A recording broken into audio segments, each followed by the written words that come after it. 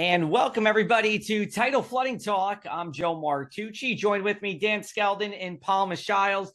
This is a little bit of a special episode here.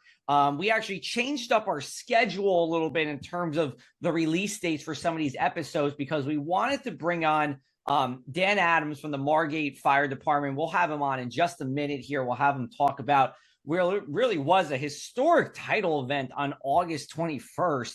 Where Hurricane Erin, despite being 400 miles away, its eye was about 400 miles away at closest, we had the fifth highest tide on record ever for Margate. And a number of places from Absecon in Atlantic County down south to Cape May saw the highest summertime tide on record.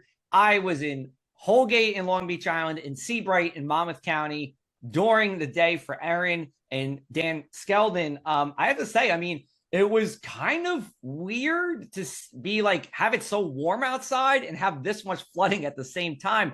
Because this is something we're talking about in January, February, or March. Yeah, absolutely impressive. And I thought it was most impressive. It kind of shows you, I mean, forget about like having, a landfall point or an angle of impact or anything. This didn't even make landfall. And like you said, 400 miles away, and you still were breaking records. So pretty scary and pretty like awesome. It's just not where a hurricane tracks. There's so many other factors that go into it. We'll kind of get into that and how an offshore hurricane can be breaking records, pretty impressive. Yeah, I think the closest, at least in recent memory, comparison we can make was Matthew back in 2017, I believe. Maybe it was 16, I'm forgetting, but it was offshore. And I believe they canceled the AC, one of the beach concerts as a result from the flooding there. Palma, you were in Absecon Island, I think, at least for the 21st. What was it like where you were for that Thursday night specifically? Yeah, I'll tell you. I moved to my house in Atlantic City in 2020, and this was the first time that it actually flooded up right in front of my house. I mean, I've seen other streets flood like across the harbor from me, but back here was the first time that I've seen it go above the curb line right outside of my house. And even though it was forecasted like to be, major flooding or moderate to major flooding, I don't think that people really thought it was going to get as bad as it did. I think, again, like the summertime tide just kind of lulls people into a sense of security, but that's not the case. And I was making this point, and we'll bring on Dan Adams just a second, but if you're someone who just comes to the shore for the summer summer weekend, I mean, you've never seen anything like this because you probably weren't here in Irene in 2011 because there were mandatory evacuations. So this is something that you weren't used to. And, Margate, we have Dan Adams on, fire chief here, just tell us, Dan, going into the event. So before the event, what was the weather information you were taking in and what were you thinking leading up to that Thursday evening? Yeah, we were definitely getting prepared. Once we got the information that the tide was looking to be like 7.6 feet, we kind of, put into gear in motion a plan, and the plan was to have our high water vehicles readily available, and we positioned one of them at our fire station 1 at Washington Avenue, and we kind of put the message out that be prepared, there's going to be flooding, and obviously people didn't heed the warnings because of what we encountered in such a short period of time was pretty amazing. I have to say, I went down and looked at the bay after our commission meeting on that day, and it was probably around 6:30, 6:40, and it was already coming over the bulkhead at Washington Avenue. And when the tide came up, it just never really receded. I compared it to a storm where I remember Ventnor Avenue being flooded the way that this was similar to the January of 2016 nor'easter that we had. And it was very comparable to me as far as the water. Looking back, when Sandy hit us, we were kind of prepared from Irene the year before, but we actually issue all of our personnel waders now as part of our personal protection equipment. And we made sure that everybody had their waders out and were ready to go. And like you said earlier, the weather was kind of extreme to see. You wouldn't expect this kind of storm, to be going on when it's bright and sunny out. And all it was tidal flooding, and it really hit our low-lying, flood-prone areas in Margate City. Yeah, Let me just follow up with this for people who aren't aware of Margate. Can you tell us what the island is like in terms of geography and, where would flood and how that relates to some of your critical infrastructure? Well, it's kind of funny you say that, but we talk to certain people. There's areas of town that flood during every rainstorm. We get a strong rainstorm that comes through, drops a couple inches of water. We have areas of town not near the bay that flood predominantly. We're located, we have water on both sides of the city. We got the ocean on the one side and the bay on the other side.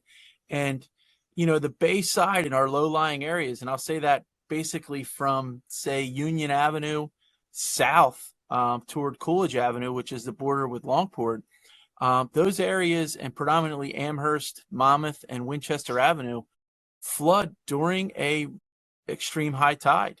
And, it's not uncommon for us to see water in the streets without having any type of storm. It's just, you get the astronomical tides with the moon and such, and it just brings water into town. And most people are aware of that.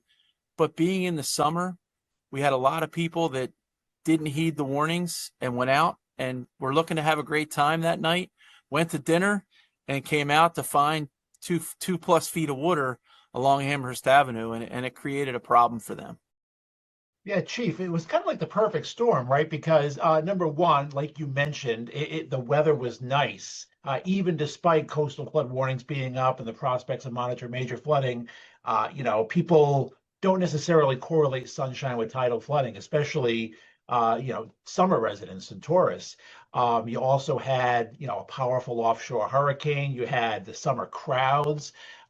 What do you think tourists and locals alike were both kind of surprised? Were both caught off guard, and maybe members of your department as well? Were you surprised at the intensity and the widespread nature of this? I was kind of surprised. I was surprised at the fact that the water didn't recede. The fact that we were 3 hours past high tide and we still had the same water levels along Ventnor Avenue, Winchester Avenue, Monmouth Avenue, and Amherst Avenue, that was shocking to me.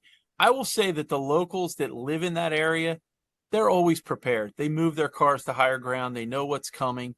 The tourists that were in town visiting for dinner, or the ones that were just visiting for the summer, had no idea. They did not move their vehicles. And I'm sure we lost, dozens of vehicles to that storm because, when I tell you there was areas where the water was 2 to 3 feet deep in the center of intersections.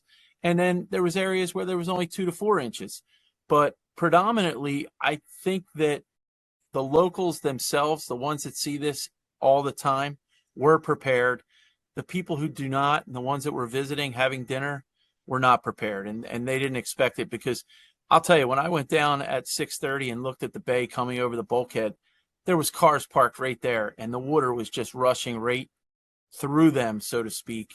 And it's just not a good place. I mean, for those of us that live here and know this, we park nowhere near those areas. But, people went out, they had reservations for dinner, and they just didn't expect it to happen. Yeah.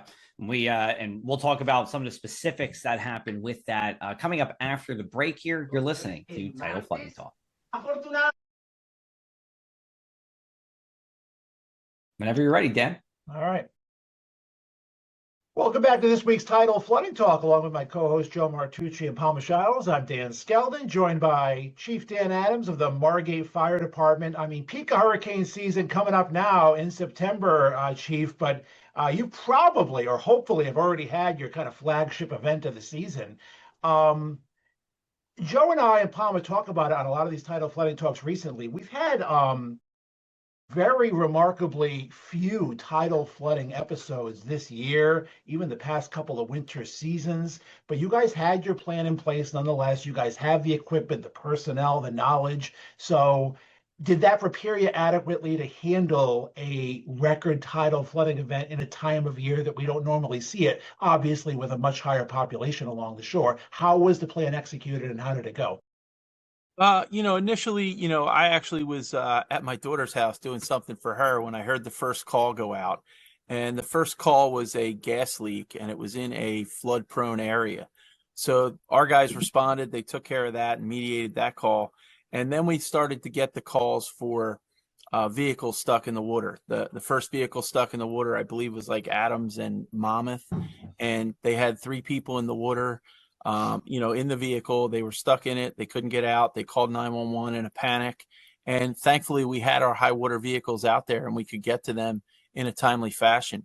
As far as the plan executed, it worked as well as it was going to. We did hit a point. We ended up having 7 vehicles that we made rescues from, and we actually evacuated 34 people from 2 of our local restaurants back on Amherst Avenue. And I'll say evacuated them because the water in the one restaurant, Sophia's, was probably about 4 to 6 inches deep in the restaurant itself. And the only reason we found out about that was because we got a call for a fire alarm in that building, that the alarm was going off in the elevator well of that building. And my deputy chief, who lives right over the border in Longport, actually responded right to the scene and gave the report that we were going to need to evacuate upwards of 30 people from that location. So it just spiraled from there. And because of that and the number of people, we can only take so many people at a time in the back of the storm truck safely and efficiently and effectively. So we decided to call on our mutual aid partners of the Longport Fire Department. I made a phone call to Chief Clayton, and he was able to get a crew of 5 personnel from Longport, and they put their storm vehicle or their high-wheeled vehicle in service as well. And they went right to these restaurant areas on Amherst Avenue to assist these people. And we brought them back. We opened up a shelter, we'll call it, at Historic City Hall at 1 South Washington, and we brought them back to that location. Some of the people lived close enough to there that they were able to walk home from that location. The ones that didn't, we had them sit tight for a few minutes. We did recall an off-duty shift to bring additional personnel in, because during the process of this, we got a call for a possible electrical fire in a business on Ventnor Avenue. The business owner happened to be looking at their cameras and saw the lights flashing in the store and was concerned and sent us down there. Our guys went down, made entry, and they found smoke in the building. So at that point, to assure that we had a level of protection, I initiated a shift recall, bringing in upwards of 7 off-duty personnel to come back and assist as needed. Now, you guys, I think you make it look easy with the way your operation runs. But in reality, what are some of the challenges your crews face during a major event like this that maybe we don't see? It's more behind the scenes. Yeah, it's being prepared. And like I said, after Superstorm Sandy, we took a proactive approach. And that was, Sandy was cold. The water was cold in the streets. And we only had, say, 2 of our Ice Commander suits, we'll call them, our water rescue suits. And we ended up going out and buying 10 additional suits. We also went and issued waders to all of our personnel. So we had chest high waders that each personnel in our fire department are issued as part of their protective equipment. I don't know. The challenges that we see is everybody expects you to be there right away. And when you're dealing with emergency responses in this high water, the last thing we want to do is go rushing through there in quick fashion. And that's twofold. That's one, the potential of damage to our vehicles, but 2, the potential of damage to the businesses and homeowners' homes by sending wakes into their homes. And I started to say it earlier when we were talking during break. The people didn't stop driving down Ventnor Avenue. They didn't stop driving down these streets. And they created such a wake that I believe caused more damage to these businesses and residences. And we actually put a message out the following day for anybody that lived in these areas to make sure they got someone to check their homes, because they may have had flood damage and not even known about it. Chief, we, like you were saying offline, right? Turn around, don't drown. We always say that you don't know how high the water is. Did you come across any vehicles that, were under moving water, moving water was taking those cars away? And, if so, what was the reaction of the people who were in those vehicles? We actually had upwards of 7 actual 911 calls from people who were in vehicles that drove into this high water. In fact, one of them was in a panic state. Again, Adams and Winchester, I think it was, and they actually called 911 because they couldn't even open the doors of their car due to the pressure of the water on the outside of the vehicle. They were unable to open the doors of their car, and they kind of hit the panic button and got a little excited. We also did have, and I forgot to mention this, we also had two other transformer type fires. In some of the areas of town, we have underground wires, and the transformers sit just above ground. And we had a couple of those that shorted out and caused us a problem. But some of our, ironically, the last water rescue we had with a vehicle was around 11:30. And again, it was at Winchester Avenue. It was at Jefferson and Winchester. It involved a mother with a young 3-month-old child in the car. And they called 911 because they were stuck in the water. Their vehicle wouldn't go anywhere, and they needed assistance. And we sent our crew out with 3 personnel in the storm vehicle. They went out, got them, took them. We brought them back to Station 1, and then we put the car seat in one of our other vehicles, and we drove them home to where their home was in Ventnor.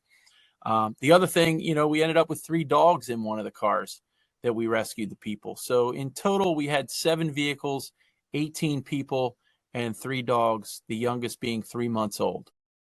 Now, just to put it into perspective, how often do you utilize those storm vehicles or high water vehicles? Well, it's funny you say that, but I look at this storm vehicles, we call them storm trucks. They're actually military surplus 5-ton cargo trucks that we got many years ago, right after Sandy in 2013. We ended up getting 4 of those for the fire department and 1 for public works. And we got them from Letterkenny, Pennsylvania through the government surplus program. The city of Margate was able to get them. As long as we kept them for 18 months, after 18 months, we owned them and they were ours. So I look at these vehicles, just like the waders, just like the suits, as just another tool in our toolbox. It's a tool to be prepared in the event that you need them. Hey, if we never need those trucks and they park and they sit and we never use them, that's just fine by me. But the fact that we have them and we have them readily available makes it good for us. In fact, the second high wheel vehicle that we have, and they're actually labeled Storm 2 and Storm 3 because Storm 1 and 4, over time, we sold them off to auction because they just weren't serviceable anymore. Storm 2, we actually carry a 450 gallon per minute pump with a 400 gallon tank. And it's basically like having a fire engine on the back of one of these cargo trucks. And it enables us to get to a potential fire in high water or in a high snow environment. Again, like I said, it's just another tool in the toolbox that enables us to be able to do our job efficiently and effectively. Great. Well, Chief, we're going to take one more break. We'll come back on the other side of this episode of Tidal Flooding. Thanks to the New Jersey Coastal Coalition, your flood insurance bills are lower and your streets safer from the reality of flooding. Since beginning in 2013, we build more resilient shoreline communities. Our member towns develop and share in best practices that anticipate future concerns and create flooding solutions. From our town-specific free web app for flooding information to our weekly Tidal Flooding Talk show, we focus on flooding 24/7. Visit www.njcoastalcoalition.com for more. Hello, welcome back. You're watching Tidal Flooding Talk, and we are brought to you by the New Jersey Coastal Coalition. I think our PSA for tonight is as fitting as it can get. Protect your property from flood hazards. Don't let floodwaters ruin your car. Know which streets are prone to flooding and park on higher ground. Remember, driving through flooded streets is never worth the risk. Turn around, don't drown. Yeah, you can't get. That being said, I will go on to our next question for you, Chief. How do you coordinate with other departments that you work with? We actually have mutual aid plans in place all the time. It's basically through our county fire coordinator and through the departments themselves. And we've had a long-standing tradition of mutual aid with the Longport Fire Department. So these are written policies that have been in place for many years. And it kind of goes through the Fire Deployment Act through the state of New Jersey. When you're called upon to assist, unless you can't and you don't have the manpower to do it, you're supposed to be there and provide the assistance as requested as far as these mutual aid, requests come around. So we're definitely, we have a good working relationship with our local departments in Longport and Ventnor and other surrounding departments as well. When we need them, we call them and they come right out and give us a helping hand. Okay, and what about within the city of Margate? You know what? I have to, I got to give kudos. The police department was awesome in assisting us and blocking the streets the best they could. But I really have to give a shout out to the dispatcher that was working that night, the police dispatcher, Kelly Ferrier. She was unbelievable. The way that she handled all these calls, the way that she handled the communications with us was second to none. The professionalism was just outstanding. And I actually made sure to let her know that because we appreciate that, because when we're dealing with emergent situations, the last thing we need is to deal with problems on the radio or trying to deal with that. And she handled each call, as they came in and provided the information to us so we could effectively deploy our resources. So, Chief, we always, in many episodes of Tidal Flooding Talk, locals learned a lot from Sandy. Do you think this storm, will kind of sit in the minds of summer residents as kind of a teaching point? Oh, I know what flooding can do now. I know what to do. I know what not to do. Did you get a reaction from any of the people, you rescued as far as, oh my God, I wasn't aware this could happen, or I was caught off guard, or now I know. Was there any consensus from those impacted as to what they'll take away from this event? Yeah, they were shocked. They didn't expect to see this. They didn't expect to be sitting in a restaurant and having water at their feet. But I have to say, and I kind of grinned and smiled a little bit when you were saying that, I don't think the outcome's going to be any different the next time. I think we're going to be dealing with the same people or the same type of people going out there. Hey, they got a dinner reservation. They're going to it. They're not going to miss it. And you know what? We'll be there to do what we can do to make sure we get them home safely. But the big factor was the people driving through this water. If you see water ahead, stop, turn around, go around. There was other routes that they could have gone than the routes they chose. And I'll say that to all 7 of the people who ended up getting stuck. Yes, we're there for them. Our resources were available, but had this been in the middle of a real hurricane, so to speak, and we're dealing with driving force rains and tidal surge from both the bay and the ocean, it's a whole different animal, and it puts our personnel in a situation that could be hazardous. I'll end with this. Looks like we'll have time for one more question here. So you half answered my question, which is, you're not surprised that if this was to happen again, right? Because people are just going to do what they want to do. But is there something that we can do? I mean, we're all about the New Jersey Coastal Coalition educating people about flooding.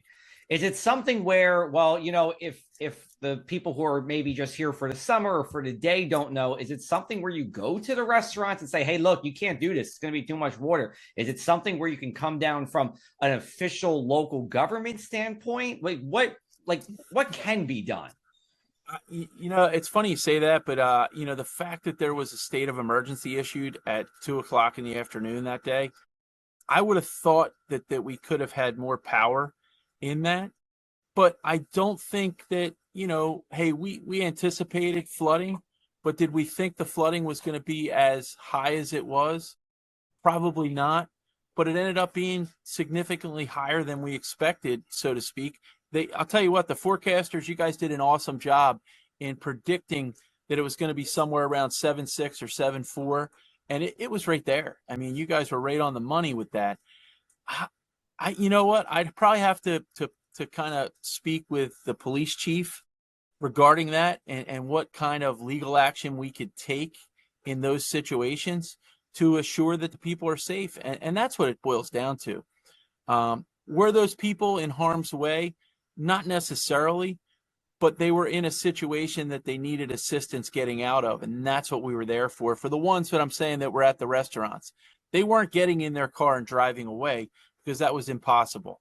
So we were there for them to provide them safety, to get them and evacuate them to a safe location. The others that were in the vehicles, they were true rescues, that we rescued those people from the vehicles. I don't really think that the outcome is going to change in the future. I think that we're still going to have people, but if there is a way for us to legally and through government resources try and shut that down so it doesn't happen, whether it's shutting the streets down, whether it's assuring that the people are safe and making the restaurants known that, hey, you got to get these people out of here before the water comes up. It probably would be a great idea, and it's something that we can look into through the city. And, you know, I'll hit Palma up for this and get her help to assure that we can make this happen.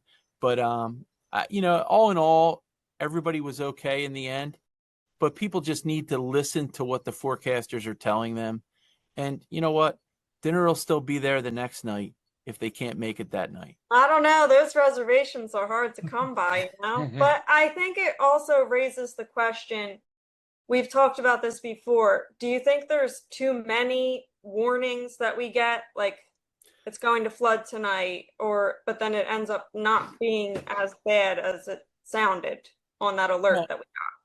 Yeah, you know, and maybe that's something that, you know, I have to say, like, I'll go back to it. The National Weather Service was right on the money in their predictions and what they said. But I'll go back to Irene and then into Sandy. If you remember, when Irene happened, we had mandatory evacuations. Everybody had to leave. And then we weren't letting them back in right away. And it was a whole problem. And everybody got upset. The same thing happened with Sandy. And I'll tell you, less people, I think, moving forward now might be a little different. But if we had another storm in 2013 or 14 that was similar to Sandy, a lot less people would have evacuated than they actually did during those other storms, because they had such a hard time trying to get back to their homes to assure that they were safe and that their belongings were okay. We got about a minute or two left. We're going to do a quick one thing we can't stop talking about, tidal flooding or otherwise. Dan Skeldon, I'll pass it off to you. I'm going to go unrelated to flooding. I'm going to go food today. Not controversial. I know you got probably a hot button topic you got to choose, Joe, but I'm going to go soup. Can't stop talking about soup because our family tradition starts after Labor Day in the fall. Soup Saturdays. All friends, all neighbors, you guys included, are all invited over. Fresh pot of soup, fresh homemade bread every Saturday through the holidays. Yeah, we're gonna have to do tidal. So we'll have to do tidal flooding talk at Dan's. All right, Dan sounds Skeldon's for the holidays. Maybe let that happen. Palma. Go ahead, Joe. You always give me an idea. Well, all right. Listen, I was gonna keep it actually somber today for our tidal flooding talk because as we're recording this week, so it's the week of Labor Day, one person did pass away in Lavalette in Ocean County in the surf today, and it's just a it's sad, but it's a reminder that lifeguards, for the most part, are not on the beaches, and what might be 30 seconds to save you now is 2 minutes to save you, and those 90 seconds between 30 seconds and 2 minutes can be life or death. And it's just the water's warm. We know it. It's still nice out. Like, we get it. We understand all that, but really, hang out on the beach, go in the bay, go on the bay shore. It's a little calmer there. Don't go out in the ocean water where there's really no one there to help you out. So good. Yeah, you did not give me an idea with that one. I did not think I was, but I failed. When I this summer, actually, stepdaughter took a surfing class 2 different times over the summer, and she loves it. And I think I've definitely laid it on thick about the safety aspect of it because, kids feel like they're invincible, and that's not the case. Everyone has to be careful and be safe. But other than that, it looks like I may be moving come January, so I won't be in Atlantic City anymore. I will still be local. Okay. But I see a lot of packing in my future, and yeah. You don't have to tell us where on camera, but are you staying in a beach town? No, I'm moving inland. Wow. It looks like Egg Harbor Township is where I'm headed. So. Well, Joe, as co-host, I think we're obligated to help her move, so we'll have to coordinate that as well. Perfect. Wow, we're gonna be busy between going to Dan's house for soup and Palma's house to move. I'm gonna have to clear up my calendar. Chief, you're up next. I don't know if you're helping Palma out with the move too. We can all do it together. I'll always help Palma do anything she needs. She knows that. I got her back whenever I need to or whenever I can help her out. That's for sure. You know what? I'm going to segue off of what you talked about, Joe, because we try and get the message out all the time. Being a former Beach Patrol chief, People need to heed the warnings that are provided, and that is never swim alone, never swim when there's unguarded beaches. I know you want to enjoy the water, but just yesterday into today, that water got really rough again with that northeast wind prevalent yesterday. It was blowing strong. I was down the beach, and that water was very rough, and it was really pulling hard. So, even for the experienced people, you should never swim alone, never go and swim at unguarded beaches. Some of our beaches are protected. If you have to walk a little further or go a little further or drive a little further to an area, if you really need to go to the beach and swim, do that, because like you said, the difference is life and death. After hours, the fire departments are responsible for these water rescues, and it takes us time to deploy our resources down to the beach. So just heed the warnings, pay attention to the forecast, and make a right decision. And sometimes that might be to just stay out of the water altogether. You're not Absolutely. stronger than the ocean, right? Like, have a No. little Hey, respect for the ocean. I'm a big guy, and I was out in the water, and it still pulls you, and the gully. I had my grandson out the other day on a surfboard, and the gully was up to my neck. It was literally, that's how deep the gully was before you got to the sandbar. And then it dropped off, and it was, ankle to knee deep on the sandbar. But the gully's that deep, and most kids can't make it through that area, and it's pulling. And if they're not strong enough to do it, they shouldn't be out there. And Joe, I thought I heard a rescue off of 49th Street in Ocean City today too. Okay. Thankfully, it was a positive outcome, but I did hear that over the radio with the Ocean City Fire Department responding. So Okay. we're probably going to hear that a lot over the next couple of weeks. But, just listen to what the forecast is. And if you don't need to go in, stay out of the water. Absolutely. All right. Well, for Chief Dan Adams, Dan Skeldon, Palmas Giles, I'm Joe Martucci. We'll be back with you next week with another episode of Tidal Flooding Talk, brought to you by the New Jersey Coastal Coalition in partnership with our broadcast partner at Tri-X 57.